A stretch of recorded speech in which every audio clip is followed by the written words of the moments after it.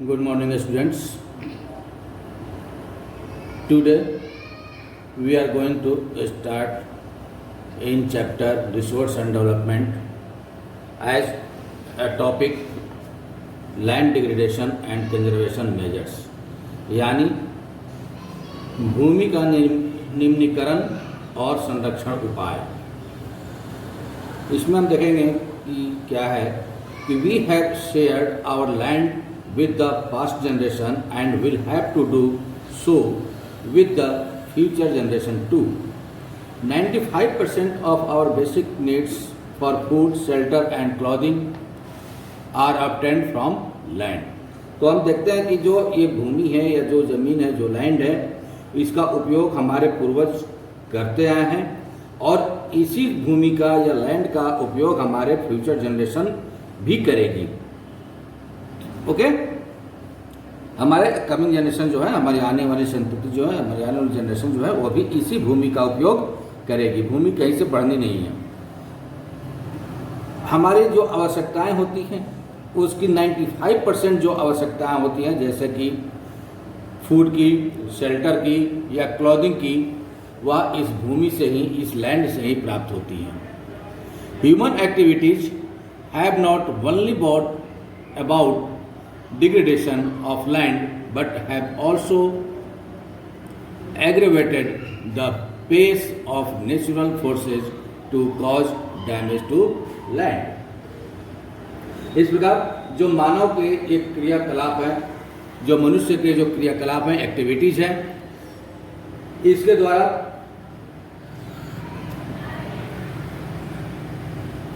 जो केवल जो भूमि है उसका निम्नीकरण हो रहा है, यानी उसमें जो लैंड है, लैंड डिग्रेडेशन हो रहा है, लैंड में कमी आ रही है और कमी अगर जारी रही तो ये बहुत ही नुकसान पहुंचाने वाली होगी और ये एक तरह से प्राकृतिक आपदा हो जाएगी और लैंड की कमी हो जाएगी और इस लैंड की कमी के लिए ही आपस में लोग लड़ने झगड़ने लगेंगे। लैंड की कमी की वजह से ही आपस में बहुत लड़ाइयाँ भी होने लगेगी।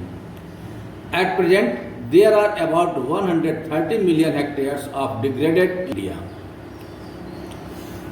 वर्तमान समय में लगभग 130 मिलियन हेक्टेयर डिग्रेडेड भूमि भारत में है, यानी 13 करोड़ हेक्टेयर भूमि निम्नीकृत है या डिग्रेडेड है भारत में।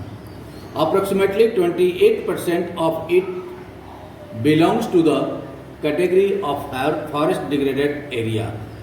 इसमें से जो 28% है वो वनों के अंतर्गत है, यानी फॉरेस्ट एरिया है। 56% of it is water eroded area and the rest is affected by saline and alkaline deposits.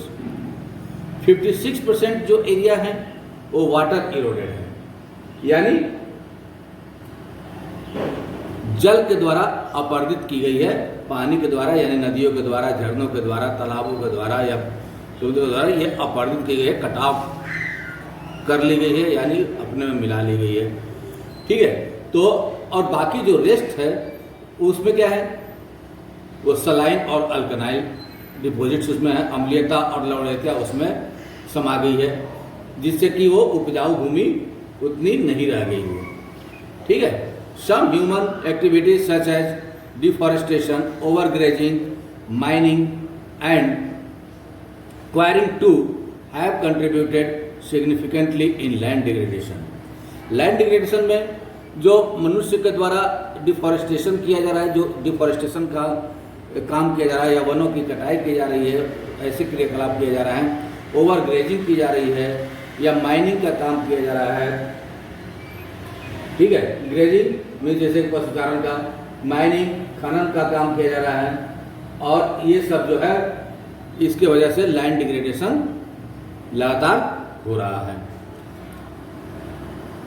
ये 2000 का डाटा है वेस्टलैंड का, भारत में जो वेस्टलैंड है उसमें 2000 का डाटा है। ये देख सकते हो कि वाटर इरोडेड एरिया कितना है, 56%। फॉरेस्ट डिग्रेडेड एरिया कितना है, 28%। सलाइन एंड अल्कलाइन लैंड है तुम्हारा 6%, 10% विंड इरोडेड एरिया है। वायु के द्वारा भी अपर्दन होता है भूमि का। Mining sites are abandoned after excavation work is complete, leaving deep scars and traces of overburdening in states like Jharkhand, Chhattisgarh, Madhya Pradesh and Odisha. Deforestation due to mining have caused severe land degradation. Okay, तो इस समय भारत में लगभग 13 करोड़ हेक्टेयर भूमि निम्नलिखित है। इनमें से लगभग 28% भूमि निम्नलिखित वनों के अंतर्गत है। 56% जो क्षेत्र है जल अपर्दित है। ठीक है, 56% क्या है? जल अपर्दित है, जल के द्वारा इरोडेड है, वाटर इरोडेड है, ये 56%। और बाकी जो है उसमें तुम्हारा ये सलाइन और अल्कलाइन है, विंड इरोडेड है, ये सब भूमि है। फिर उसके बाद हम देखते हैं कि उपरांत खदानों वाले स्थानों को गहरी खाइयां और मलबे के साथ पूरा छोड़ दिया जाता है।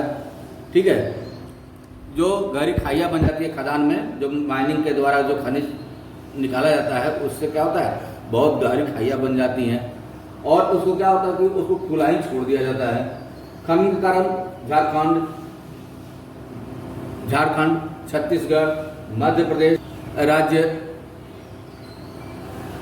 में वनोन्मूलन यानी डिग्रेडेशन, लैंड डिग्रेडेशन का कारण यह बन गया है। जो माइनिंग के कारण इन सब स्टेट्स में लैंड डिग्रेडेशन अधिक मात्रा में हो गया है।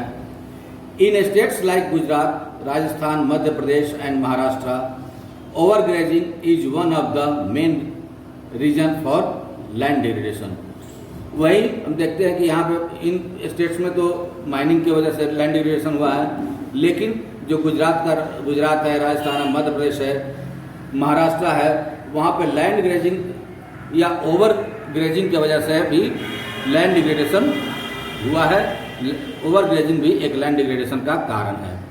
In the states of Punjab, Haryana, western Uttar Pradesh, over irrigation is responsible for land degradation due to water logging leading to increase the salinity and alkalinity in the soil.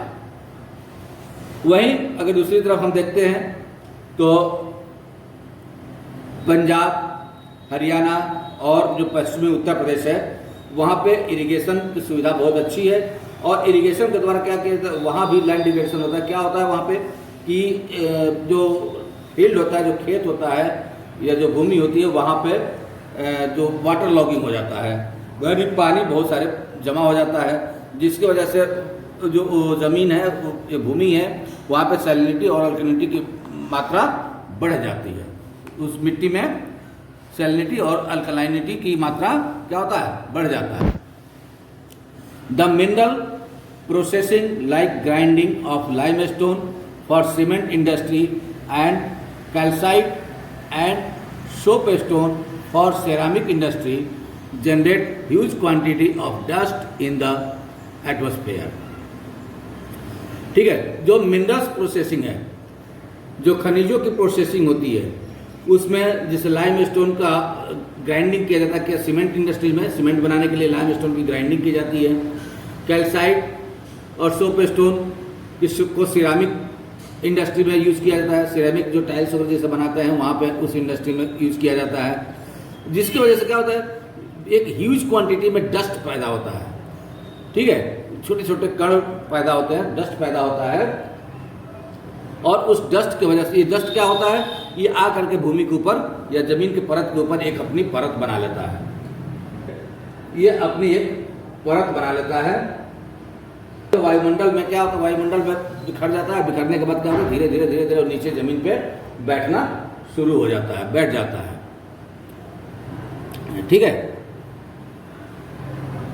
It retards the process of infiltration of water into the soil after it settles down on the land. वही चीज मैंने बताया कि आकर के वो land पे बैठ जाता है और नमी होती है, चूंकि जमीन में तो क्या होता है उसी के साथ साथ जमीन के अंदर भी वो घुलने लगता है, मिलने लगता है।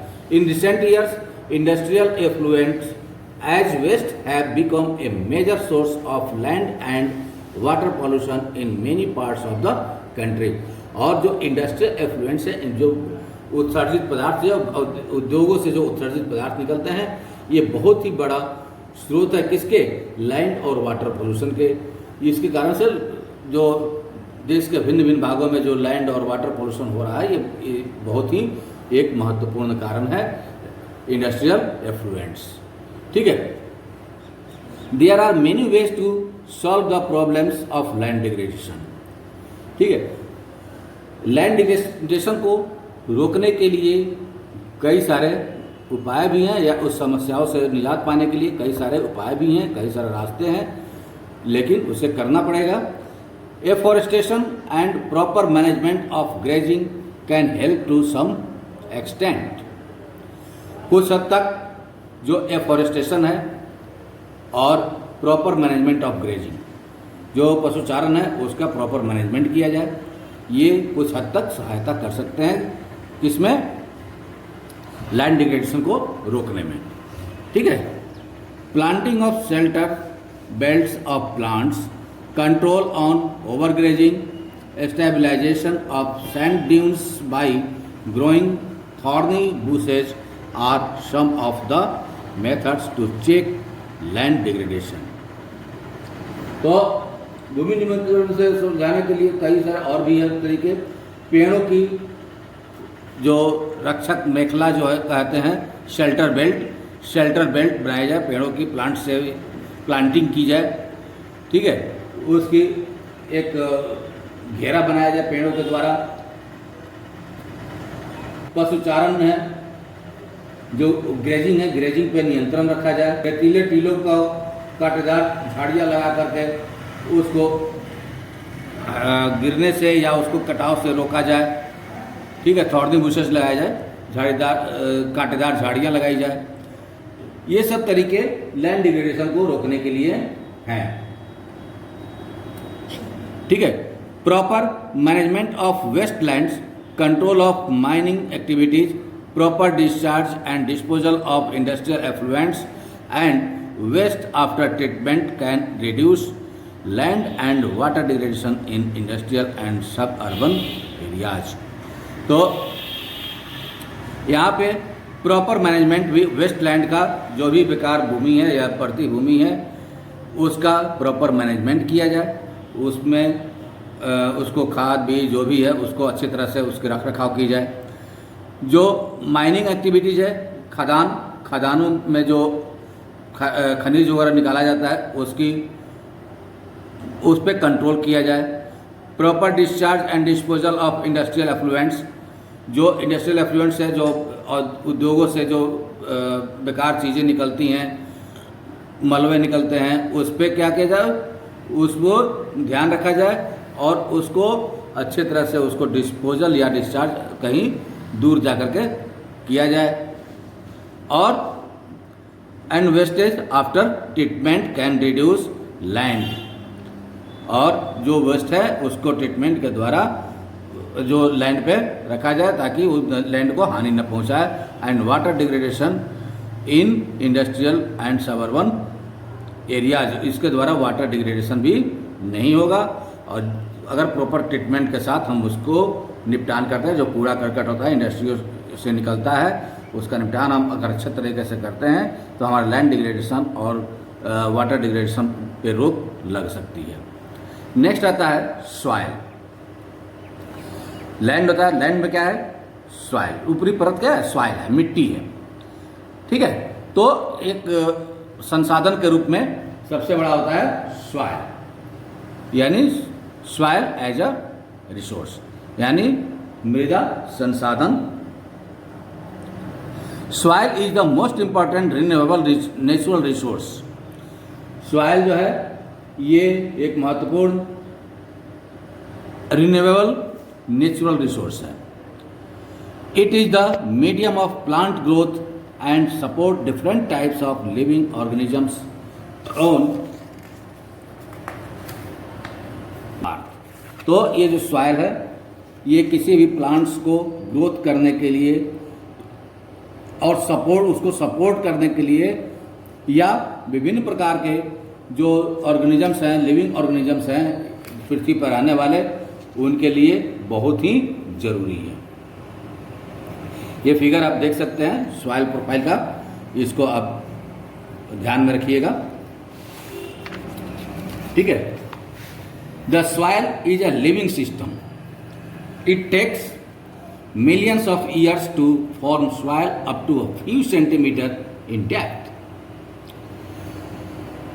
जो सॉइल है यह तंत्र है, एक लिविंग सिस्टम है और इसको बनने में लाखों वर्ष लग जाते, कुछ सेंटीमीटर सॉइल गहराई तक सॉइल को बनने में लाखों वर्ष लग जाते हैं।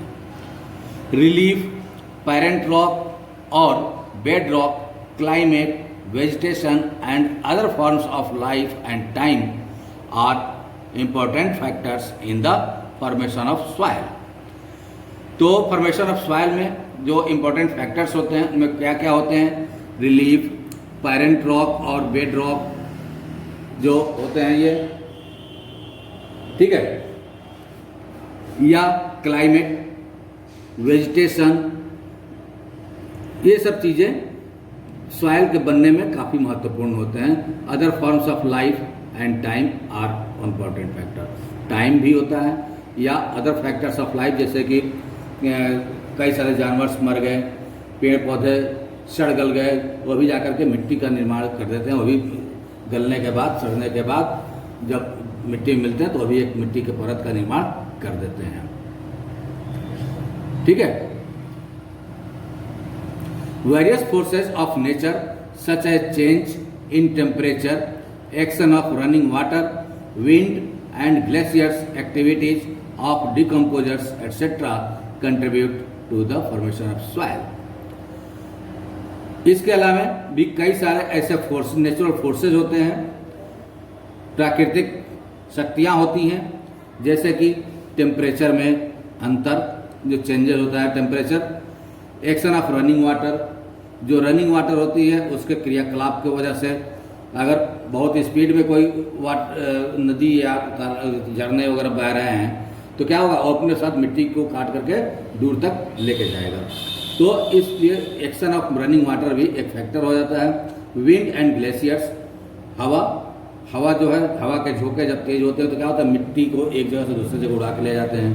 ग्लेशियर्स जब ऊपर से गिरता है पानी तो वो भी कटाव करता है।